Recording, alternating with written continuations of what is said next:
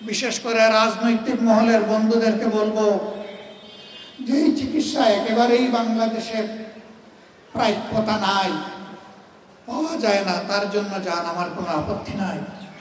কিন্তু যে চিকিৎসা বাংলাদেশে আছে তার জন্য যাওয়া উচিত নয়। আপনি দেশ বদলাবেন, জাতিকে সোনালী স্বপ্ন দেখাবেন, আগামীর সোনার বাংলা গড়বেন, আর দেশ এবং দেশের চিকিৎসা আপনার পছন্দ হবে না, বন্ধু আমি আপনাকে সমর্থন করি না।